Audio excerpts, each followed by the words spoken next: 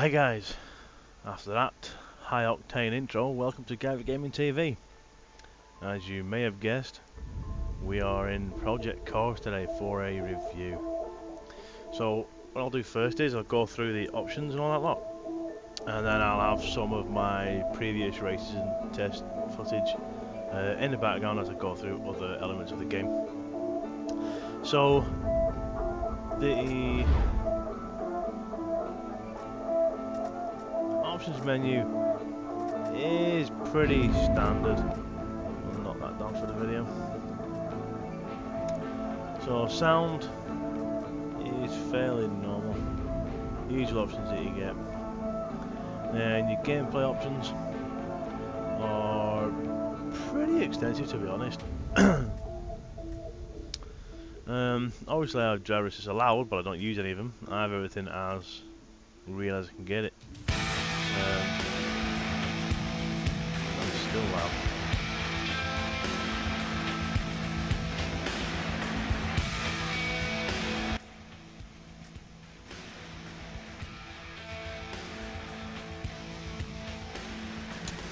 So I have everything on, pretty realistic. Flags and panels, engine restart I have them because I don't have it mapped to my steering wheel here. Your on-screen stuff, I have everything off. I have the starting grid lights because sometimes it is hard to find them on the tracks. But everything else is on. Pit engineer I might turn off because he's a bit annoying, to be honest.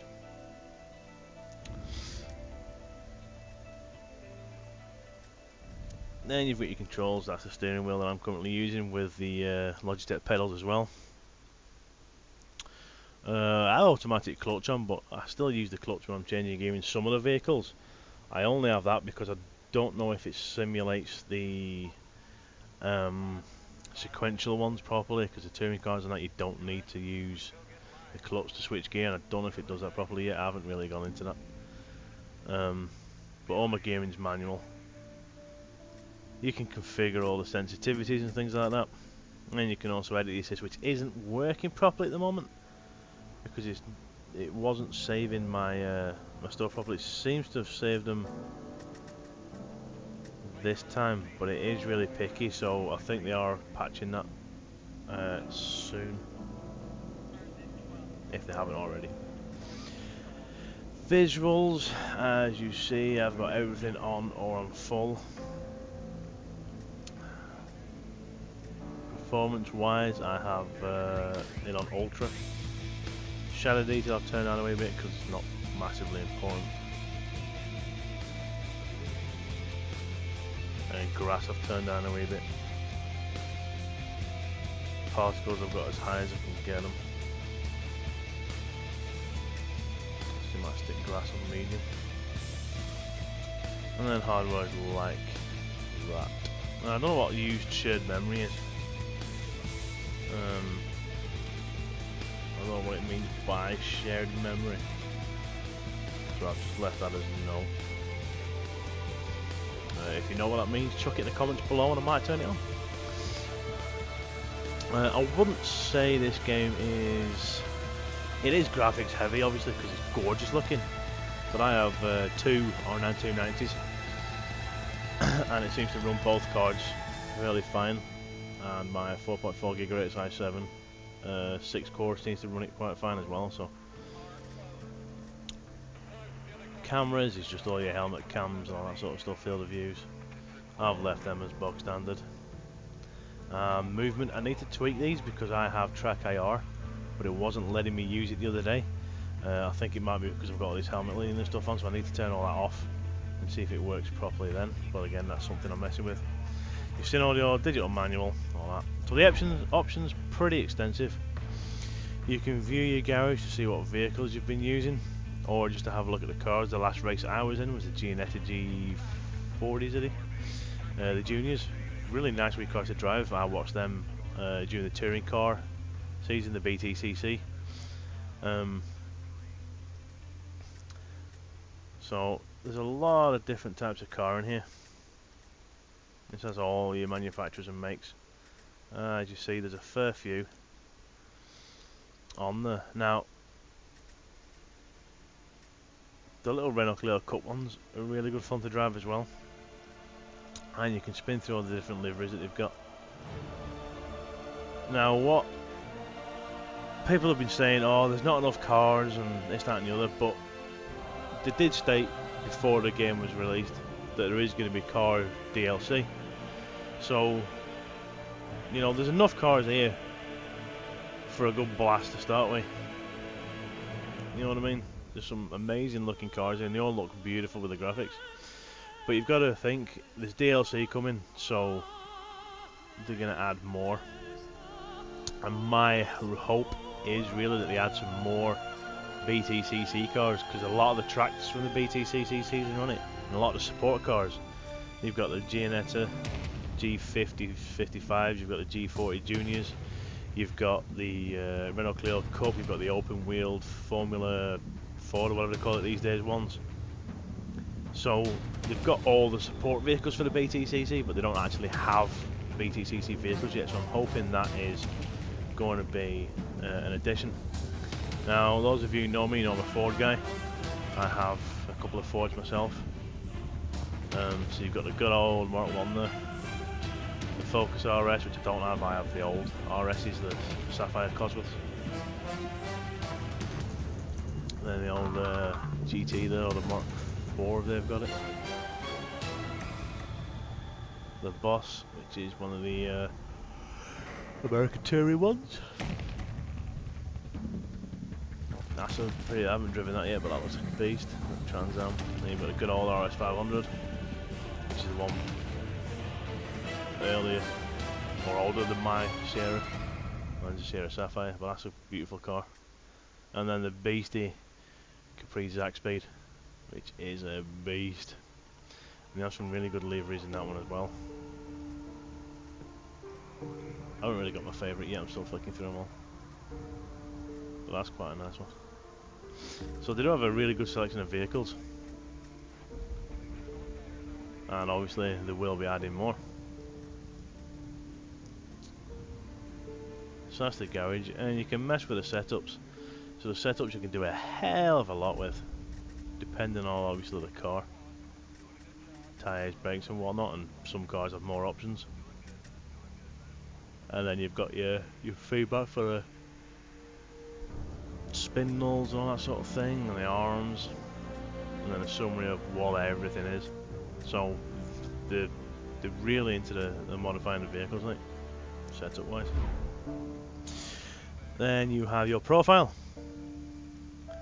which goes into what races you've done. You know, I've only done career races so far, and some solo ones just for the stream and for the video. You know, obviously the karting one is my career stuff, because I've started from the bottom and working my way up. You've got all your accolades and your endorsements and everything, which is pretty cool. And then highlights, which is some of the stuff I've recorded for the video, which I'll be doing later on. You'll see highlights from some of them later. And then obviously your Steam stores there for additional content later on.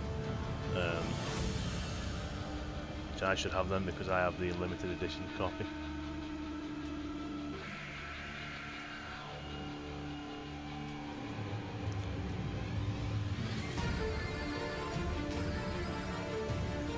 So we'll actually have a look if that is right now.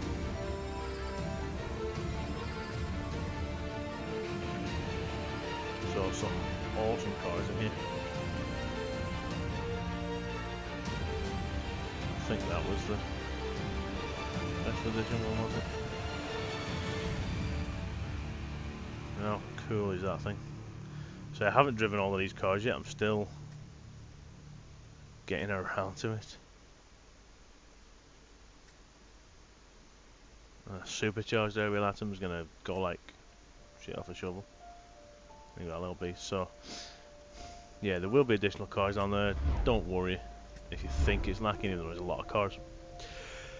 Career wise, you can start wherever you want. If I come into the new here, good old Joe Blogs, JB, call number whatever. Nationality, German.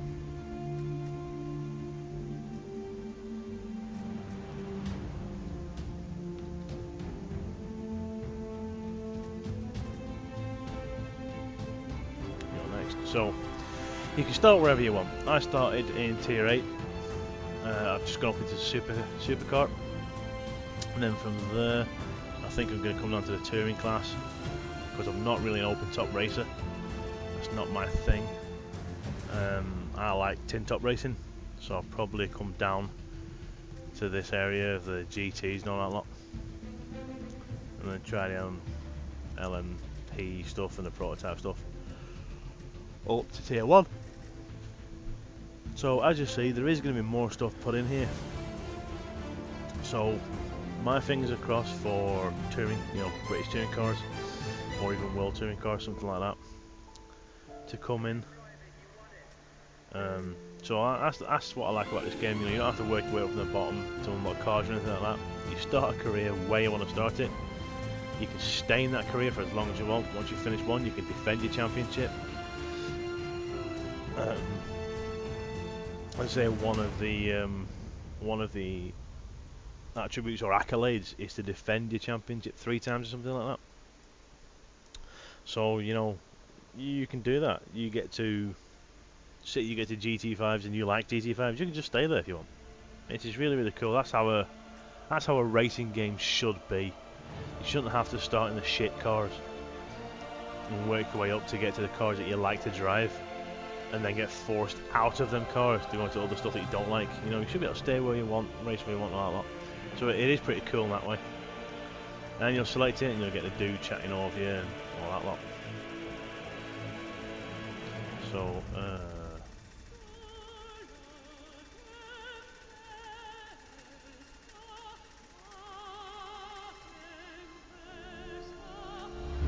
get out of that. So you can do your solo racing and free practice. Whenever you do the career stuff, they'll have free practices, qualifying, all that stuff, like the actual race does. And obviously you can go online, create your own and quick random, and then driver network, time trials, all that shows what's going on around the online stuff. WMD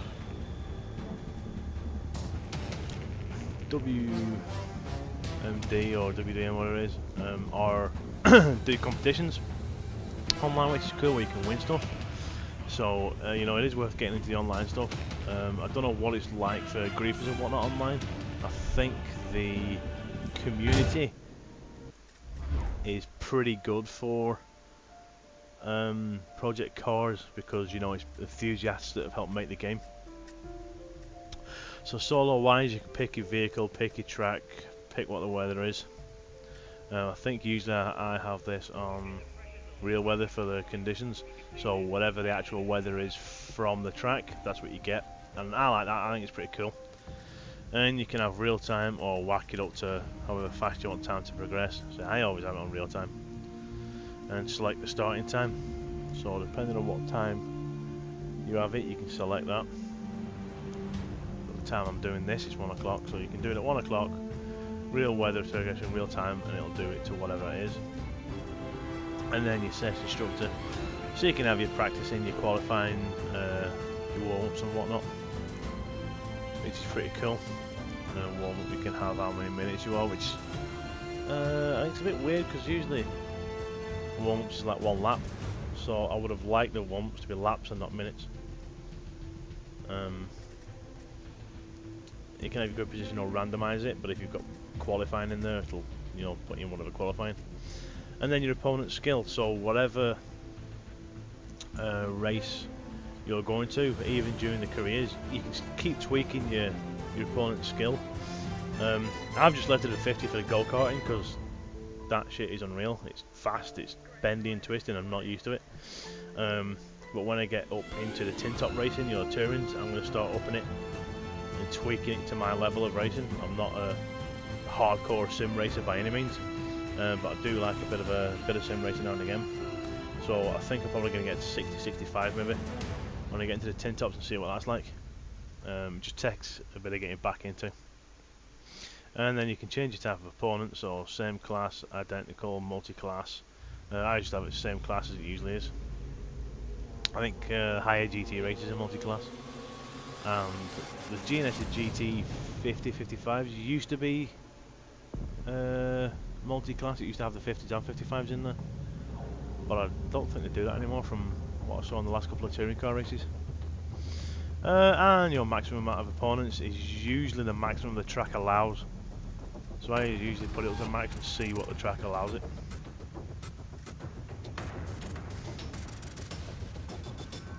And your tracks, the only thing that's missing off this is a map of the tracks over here. I would have liked in this gap here maybe, just a wee simple line map, because I can't remember what some of these tracks look like. You know, the only one I remember is Donington, and that's because I've been there quite a lot for RS Owners Club things, and I've watched it a lot on TV for the touring cars. But a lot of these, like Brands Hatch, can't remember the shape of that, or any of these foreign ones I can't remember the shape of. So, you know, a little map showing me the rough shape of the things would be very nice. But you see, they've got Brands Hatch, they've got a lot of British tracks in here, which I was really happy about. Donington,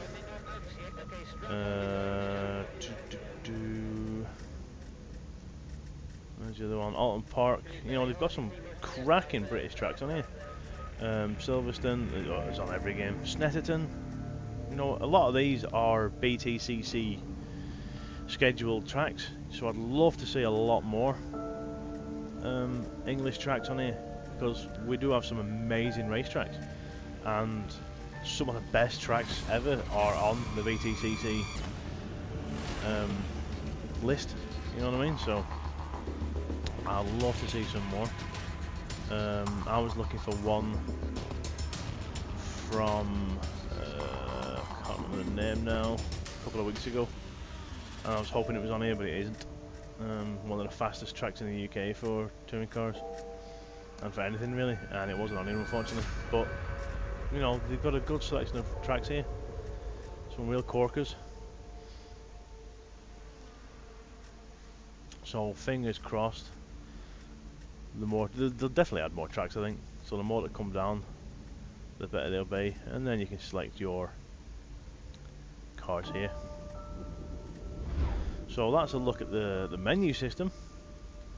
So now what I'll do is I'll stick some footage of racing in the background, and I'll go through some of my thoughts on the game, the looks of the game, what could be improved, and hopefully the future of the game. So yeah, let's go and watch some racing.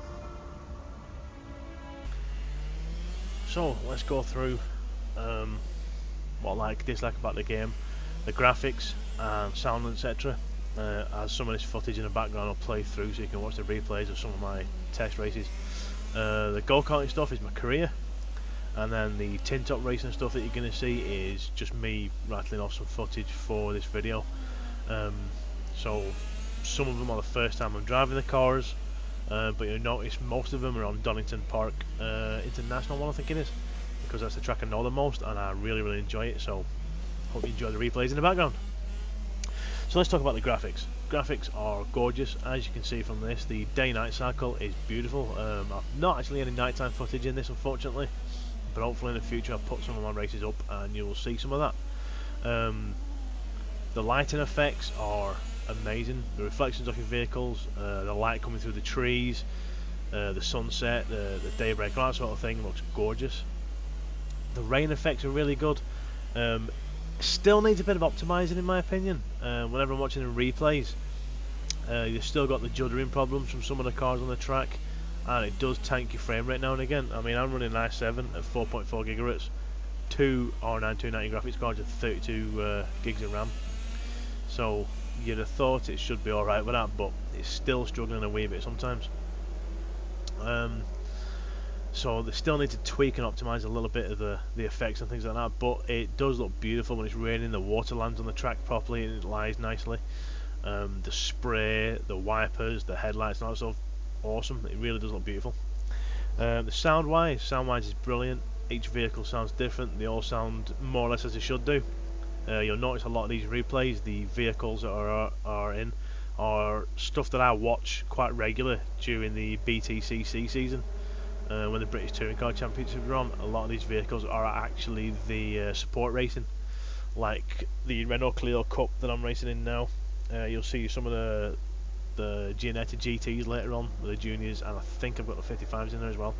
So I'm used to the sounds, and they sound really good.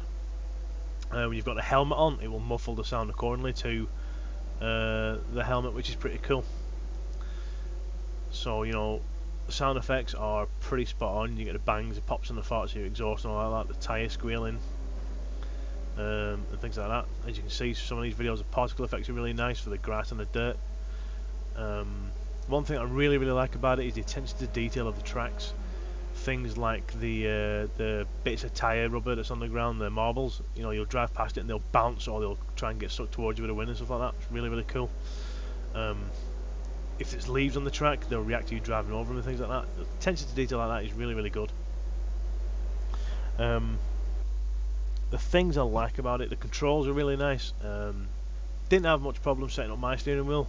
I have a I have a Logitech G27, full H shifters, pedals a lot.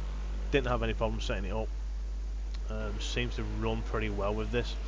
I have seen a few people having problems, but you know, it is a new release game, and I'm sure they're going to iron out these problems pretty quickly. They seem to be a really good team, and they've done a cracking job, as you can see. The video there, it's got some rain effects on, looks awesome. Key mapping was a bit of a problem at the beginning though, but I think I've got that sorted now.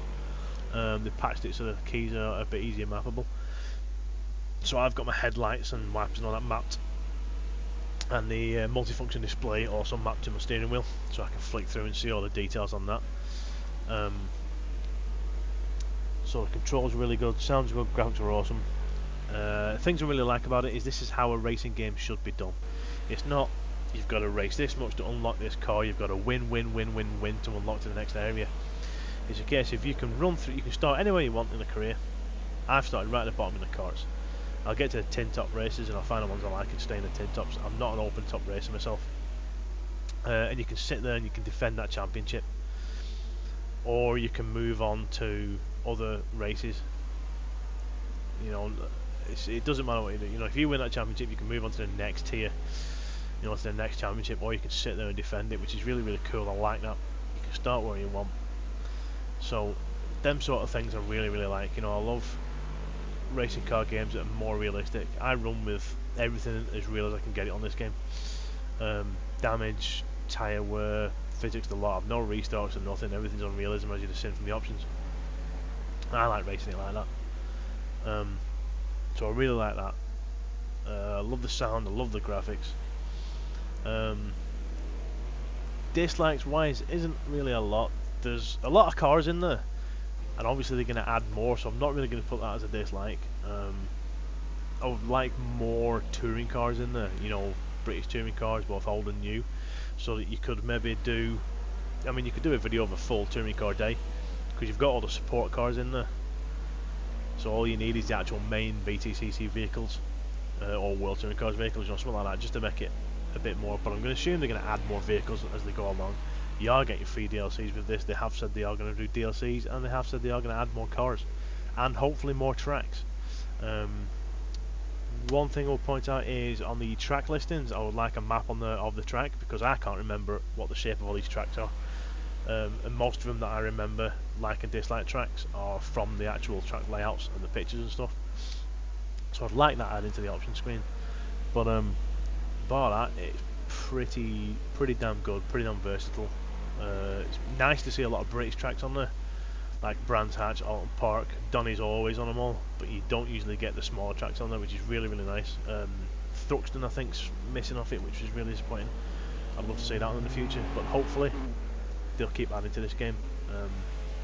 You know, they've said they're going to support it for a while, and they want it to become, you know, the next sort of iRacing and stuff like that. But you know, loving it so far. AI is pretty good. It can be really aggressive sometimes, but watching these replays, you know, it does do a fairly decent job of avoiding you. But sometimes it sort of forgets and just rams the shit clean at you. But the AI is not bad. It could probably do with a bit of tweaking and a little bit of improving. But I'm hoping they'll do that throughout the development. You know, now it's released, they can develop it a bit more. So yeah, AI definitely just a slight bit of tweaking there, but it's pretty good overall. It doesn't really annoy you that much. It's pretty forgiving when you cock up. I have the settings for this around the 50% mark. When I get into the tin top racing, I'm going to start knocking it up to 60 odd, 70 odd, you know, as I get used to it. I am a rookie race driver, so you know, it does need to be fairly low for my ass to race around. I'm used to fast road cars, not racing cars, so you know, it's getting time to get used to these vehicles again, because every car does drive differently, as I found out doing this video, testing on different cars. The Focus RS, very sluggish on the road, you know, very wibbly wobbly suspension wise, you know, compared to these purebred race cars, which I really like about it. Gives you a challenge, and it's really good fun. So as for the problems and improvements, as I say, not a lot of problems. Runs in triple screen really well. I have this over 3 monitors. Runs brilliantly. In-car game and stuff like that runs no problem. As you may see from the replays, it does stutter a wee bit on this, which is weird considering the power of my computer. So as I say, they might need to tweak a little more optimizations and stuff like that. May run better on Nvidia cards. There's been some press about that lately. I don't know. I've got 2 AMDs obviously, but we'll have to see. Hopefully it'll get better as it goes along, which I'm assuming it will do. You'll see the open top racing now, which I sucked out big time. And there's something wrong with the texturing for this replay as well for some reason. The track didn't look great. But yeah, problems wise, not really many I've come up with. Controllers seem to do quite well. One thing I would say, in the replay mode, the like TV sort of replay mode, you know, the start of the track, I'd like to add more to that, like a proper TV replay section where you get, you know, like a wheel view or a HUD view like that, and it rotates through them a bit more, like you do on the TV, instead of it just being stuck trackside and following you around. I'd like a little more replay mode in that one. I'd like a little bit more options. I think would be quite nice for that. Again, hopefully they'll add that in the future, I don't know. So yeah, definitely if you like racing and you like racing games, this is highly recommended. It is Oculus Rift ready. It works with the DK2 now. I haven't tried it yet, but it does work and it's supposed to be amazing. Obviously when the consumer version comes out, it's going to be even better because of the higher resolution screens. It does work with Track IR, but I think you need to turn all the head movement stuff off that's in the options. I haven't tried it yet, but I've seen other people using Track IR. So yeah, if you love racing games, guys, this is highly recommended. There's lots of cars, tons of tracks. It's everything a racing game should be, and it's only going to get better as they add more stuff. If you have any comments, any questions, stick them down in the comments below, guys. I'll get back to you as soon as I can, and usually as quickly as possible. And thanks for watching. Please follow me on Twitter, Facebook, give us a thumbs up, subscribe to the channel. I'm going to do more footage of this, Witcher 3 and all the other games that are coming out and I'm interested in. So thanks for watching, and see you soon.